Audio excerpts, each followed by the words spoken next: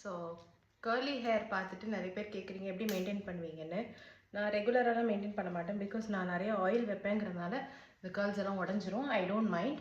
But நீங்கள் இந்த கேர்ள்ஸை ஃப்ரீயாக காப்பாற்றிக்கணும் அட்லீஸ்ட் 2 டேஸ்க்கு. அதுக்கப்புறம் வந்து ரிஃப்ரெஷ் பண்ணால் கேர்ள்ஸ் வந்து ரெடி ஆகிடும்.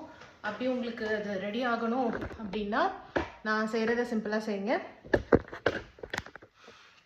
இங்கே லைட்டிங் பெருசாக சரி இருக்காது.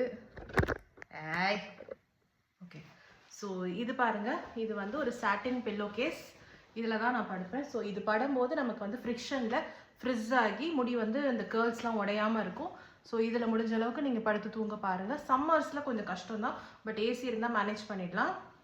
நெக்ஸ்ட்டு காட்டுறேன். இந்த பானட் வந்து உங்களுக்கு உங்களோட கேர்ள்ஸை வந்து நைட்டு தூங்கும் போது நம்ம இப்படி போவோம், இப்படி படுப்போம், இப்படி தேய்ப்போம் அப்படின்னு நமக்கே தெரியாது. இப்படி போய் கிடக்கும். நீங்கள் என்ன போனி டெயில் போட்டிருந்தாலும் எல்லாமே அது வந்து ஃப்ரிஸ் ஆகிடும். மறுநாள் இந்த கேர்ள்ஸோட டெஃபினேஷன்லாம் போயிடும். ஸோ இது என்ன பண்ணணும்னா ஒரு பைனாப்பிள் மாதிரி போட்டுக்கணும்.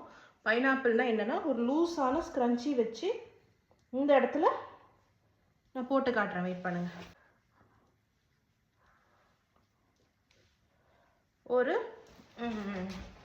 ரப்பர் பேண்ட் எடுத்துக்கோங்க. இந்த மாதிரி ஒரு ரப்பர் பேண்டில் ஜென்டலாக சாஃப்டாக போடணும். ஓகேங்களா?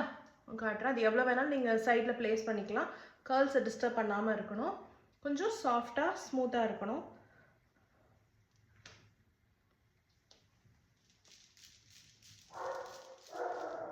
ஓகே, அவ்வளோதான். இதை இப்போ நம்ம இதுக்குள்ளே திணிக்கணும். இப்படி தான் நீங்கள் உங்கள் கேர்ள்ஸை காப்பாற்றி வச்சுக்க முடியும். எனக்கு ஏதாவது ஒகேஷன்னா தான் நான் சிஜிஎம் மெத்தட் யூஸ் பண்ணுவேன், இல்லைனா பண்ண மாட்டேன். பிகாஸ் நான் கொஞ்சம் சோம்பேறி அப்படின்னு சொல்ல முடியாது. நான் நிறைய உங்களுக்காகலாம் ப்ராடக்ட் செஞ்சு தரனால இதை வந்து நீங்கள் இங்கே டைட் பண்ணிக்கலாம். இதை அப்படியே உள்ளே சொருவிக்கலாம். அவ்வளோதான், டன்.